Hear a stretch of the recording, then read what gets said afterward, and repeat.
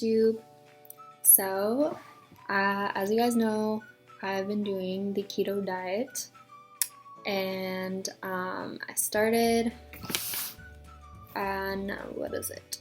I think actually no, I don't remember the exact day, but it's been almost a month now of keto, which I'm like crazy excited about because I never stick to anything very well, other than if it fits your macros. I've never been very good at sticking to things.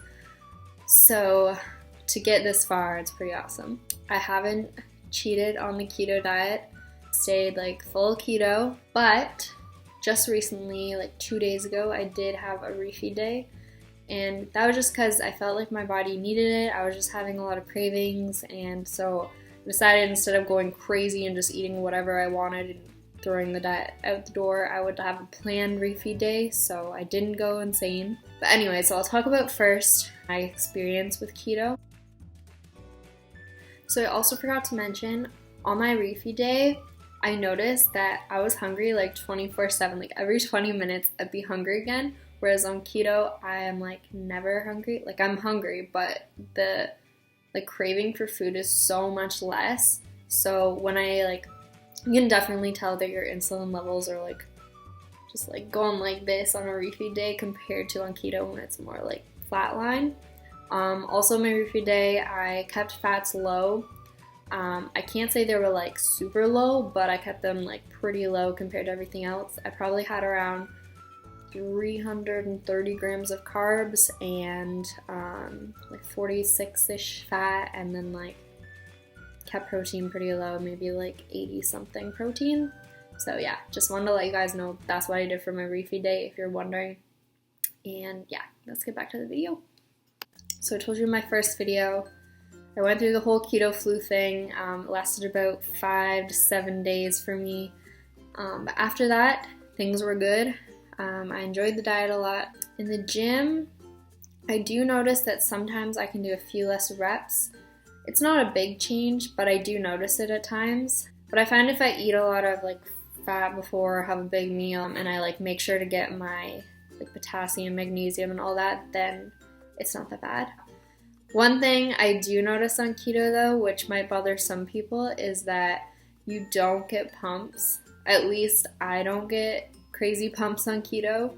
I get some, like a little bit, but like because your muscles are like empty of all their like glycogen stores, like you don't really get much of a pump. So that's one thing I kind of missed, but it's something I can live with. And like after my refeed day, like I could tell, like at first, like you think that you're losing muscle because like you look so much smaller, but it's just because your muscles are just empty of glycogen, and like, once you fill them back up again, they get right back to the same size. So it's not a big deal. Don't worry about it if you're on keto and you feel like you're losing muscle. You're probably not. Speaking of that, protein intake, I started off with like a higher intake because of course me being myself, I always have protein high, and I was worried that I would lose muscle if I lowered it to the amount that keto recommends, which is usually like 20% of your intake or something like that. Or other recommendations were like just like your lean body weight and protein. But then the other thing I talked about too is that gluconeogenesis can happen when your protein's too high, where your body changes or converts proteins into glucose. Which is not what you want, so it's best to keep your protein a bit lower, and you shouldn't lose muscle on the keto diet because it's more muscle sparing. So anyways, over the past like 2 weeks, I don't know, I've lowered my protein intake to around like, goes from anywhere from 100 to down to like 77 grams a day, which is my lean body mass. According to my scale. I feel like it's higher than that, but I'm just going with what it says anyways. And surprisingly, I have not lost any muscle, stayed about the same, so I'm not as concerned about that anymore. What else?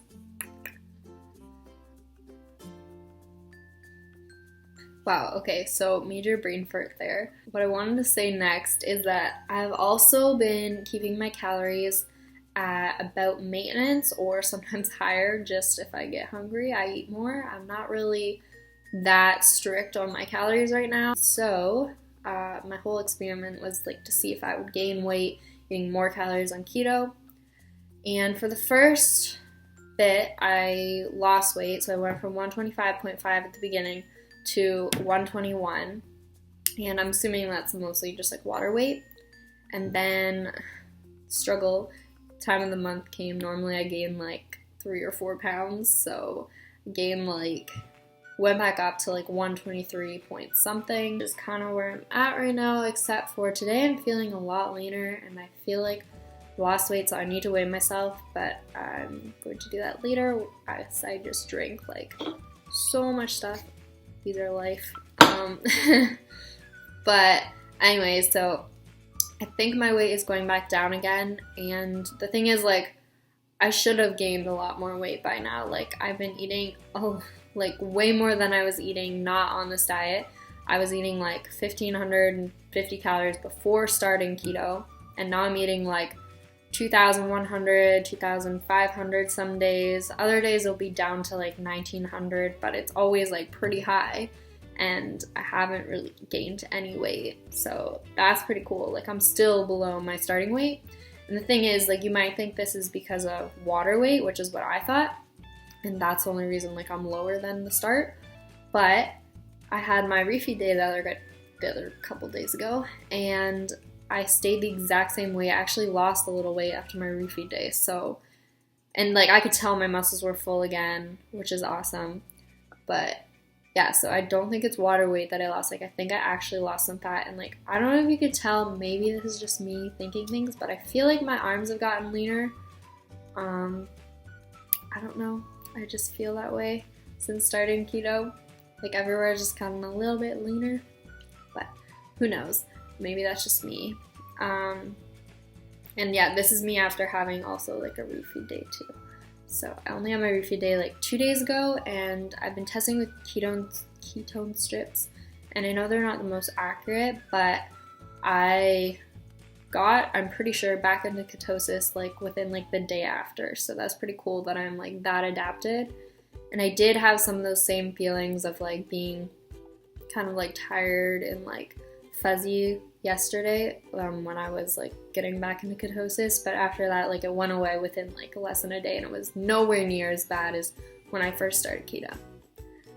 So anyways, this is my experience so far with keto. I've been meaning to like share more, but I've been also like having some back issues again. Like, if you see my other videos, you know, I have scoliosis, so I haven't been working out as much because I have been like limited to what I can do right now. So progress has been like kind of slow too, I think, because of that. But I'm hoping it gets better, and I've figured it out. I have a doctor's appointment coming up, so yeah, hopefully everything's fine. And I will continue with the keto diet. I'm gonna keep updating you guys as I go on with it. Yeah, and so far what I can say is that I highly recommend the keto diet. Also, if you have like anything like IBS issues or yeah, just like anything like that, it really helps like so much. Can't tell you how much it's helped with that. So yeah, highly recommend keto. And I'm rambling again, so I'm gonna end this video, and I'll update you guys maybe at around like 45 days or sooner. I might make some food videos if you're interested in what I'm eating. Eating so much good food right now. But yeah, that's it. So thank you for watching. Please like, subscribe, comment, the usual, and I'll see you guys later. Bye.